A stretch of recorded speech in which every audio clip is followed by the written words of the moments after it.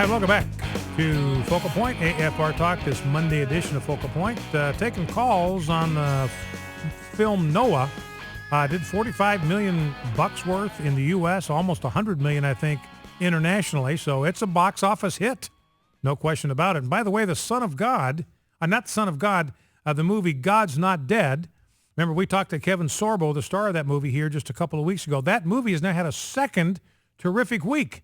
I haven't seen the final numbers, but it made as much, if not more, on the second week of release as it did on the first. So its total take now is up somewhere, I think, in the neighborhood of $18 to $20 million.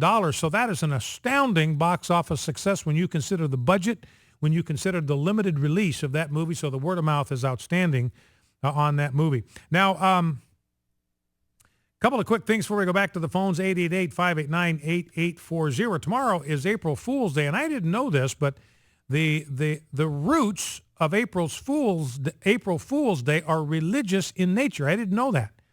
The day began, this is according to religionnews.com, the day began, most believe, in 1582 when Pope Gregory XIII decreed the adoption of the Gregorian calendar, modestly named after himself, which moved New Year's Day from the end of March to January 1. Now, before that, they used the Julian calendar, and I don't remember all the details about making the adjustment, but they had to make the adjustment in the calendar to make the calendar that everybody operated with coincident with the solar year of 365.24 days, with a leap year every 4 years to take care of that extra day that kind of creeps in there.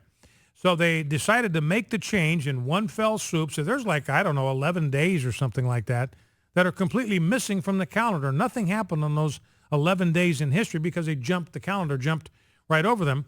But New Year's Day was moved from April 1st to January 1st, and there were apparently some people that didn't get the message.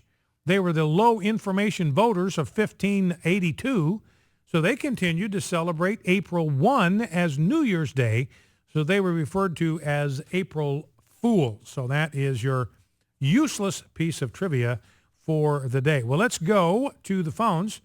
Let's go to Wendell, Columbus, Mississippi. Wendell, welcome. What's on your mind? Oh, hi, Brian. Good afternoon. Hi. I got to go see the movie. I actually wasn't going to see it, and apparently I might have misunderstood Kevin McCullough on his program, because after listening to his counsel, I thought, well, maybe I should go check it out. So apparently I misunderstood him, but it stunk. It was a waste of time, a waste of money. I much wish I had gone to see God's Not Dead for the second time. I saw it on the opening weekend. But and what did you, let me grab a thought about God's Not Dead. Did you like that movie? Oh, it was awesome. Everyone, you're doing yourself a disservice if you don't see that movie. That was probably one of the best, well-done, well-produced, great storyline Christian movies I've seen in the last 20 years. Sherwood Pictures notwithstanding, their pictures were awesome, but this movie, God's Not Dead, was fantastic. That's great to hear. Now, going back to Noah for a second, I don't know what Kevin said about the movie. Kevin might have encouraged people to go and see it for themselves. Use it as a conversation starter, because it certainly can happen. Take an unbelieving friend to it, use it as a conversation starter. Maybe you can use it to get into the biblical account, compare and contrast and all that. Not even Ken Ham called for a boycott of the movie. He said, look, you just need to go into this thing eyes open. So tell me, Wendell, what grated on you about that movie as you think back on it? What did you not like about it, maybe the most? So it's more, what did I like would be the easier question to answer. Shorter time frame. It had water, and it had a guy named Noah. So, that's about the closest it comes to being biblical. So after that, there was nothing biblical about it, huh? No, it had, I kid you not, it had fallen angels as rock monsters. This was more like watching the Transformers than it was watching a biblical movie. Well, and I wonder if that's why Ken Ham refers to it as a sci-fi fantasy. These rock people just kind of emerge. It was just totally, out of left field, and you're supposed to accept this as part of the story. It's one thing to go to a sci-fi fantasy flick because it's a sci-fi fantasy flick and you're expecting that. But to just have that presented to you as this was part of the story of creation, oh gosh, it was just You know, Now, I did you get any reactions from the people that you saw the movie with, or people that were sitting around you, or other people that you've talked to that have seen it? Very few people that I know have seen it. The people in the movie, there was really no, most movies you'll hear, positive reactions, Uh-huh. and there was nothing. Nothing there. When it was over, I just kind of said out loud, I said, well, that stunk, and several people around me agreed with me. You didn't get too many disagreements on that one. All right, Wendell, listen, I appreciate the call. Thank you. Let's go to Brandy in Jacksonville, North Carolina. Brandy, Jacksonville, North Carolina. Welcome. What did you think about Noah? Hey, good afternoon. Hey. My husband and I had mixed emotions about the movie. We're definitely Bible-believing Christians, and your heart alerts you throughout the whole film as you watch it. My heart sank a few times, actually. I'm confused about the way the animals were designed. They didn't look like any of the animals we have today. They kind of look like they were trying to blend evolution with animals along with. Yeah, it almost like making a case for evolution by presenting animals that kind of look like transitional forms or missing links, and maybe the idea is that's where they went. The flood wiped out all these transitional forms, something like that. Yeah, something I couldn't like figure that. out whether the animals were supposed to be all the ones included that have gone extinct since the beginning of time, or they were trying to make it blend evolution in with creationism. Mm-hmm. Well, and the way the creation account is presented in the movie is sort of theistic evolution, where you see the development of increasingly complex life forms happening very rapidly, one animal kind of morphing into another. So there's clearly kind of an evolutionary backdrop to the increasing complexity of animal life rather than the special creation account that we see in the Bible. In the fallen angels and the result of the Nephilim or the Nephilim or however it's pronounced, that was definitely not accurate, because they did not come here to help humans. Well, and there's nothing in the Bible about these Nephilim being rock creatures. The indication. They were just supposedly giants. Yeah, and they were giants. In fact, it's possible, that there's some connection between the Nephilim and Goliath. That some of the same whatever was going on with Goliath that was going on with the Nephilim, because Goliath was a giant. He was 9 feet 6 inches tall. All right, Brandy, listen, I appreciate the call. Thank you for that. Let's go to Rebecca, Rogers, Arkansas. Rebecca, welcome to Focal Point. What's on your mind? You got a comment about the movie Noah? Hey, Brian. Hey.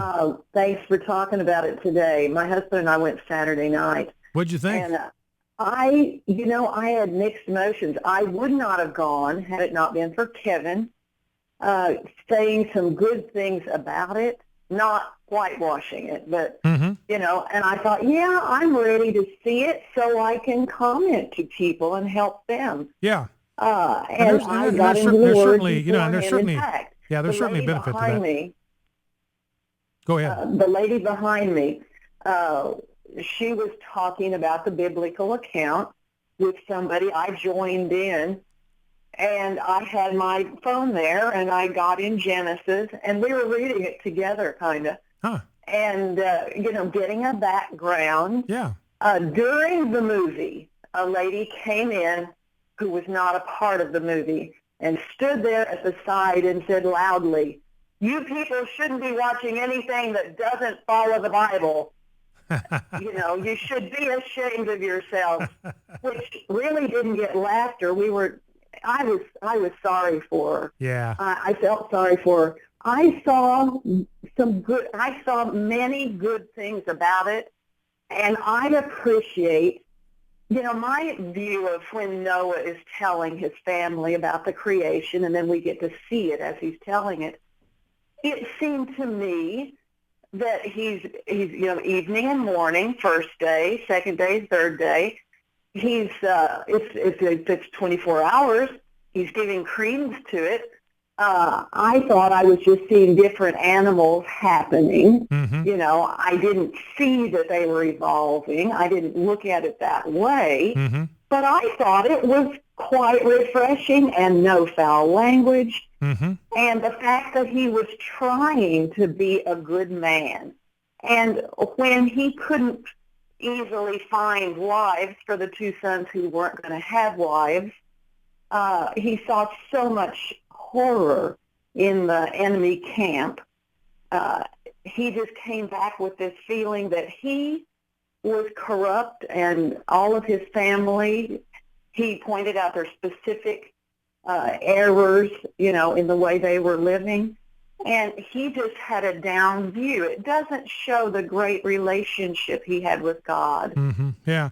Well, you know, so and that's an interesting thing. Well, listen, I appreciate the perspective very much, Rebecca. Thank you for that.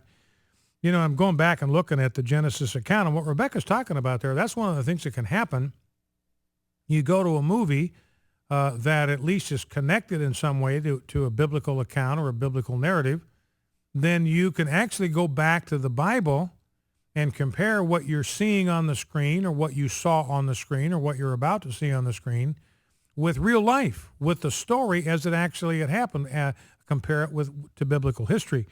You know, and that's one of the issues, and again, I have not seen it, but, you know, all of the reviews that I've read, even Rebecca saying, look, he tried to be a righteous man, Noah did, but in the movie doesn't quite make it.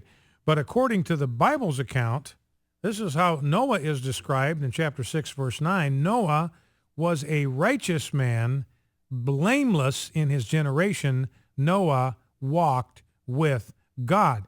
You know, and Ken Ham points out the other places where you see Noah appearing, like in Hebrews 11, in the hall of faith.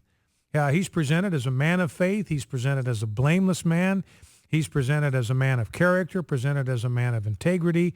Whereas in the film, apparently, he's presented as this like psychotic murderer as an individual, not somebody who was righteous and blameless and walked with God. Anyway, 888-589-8840. We'll be right back. Stay with us. Focal Point, AFR Talk. Together, we're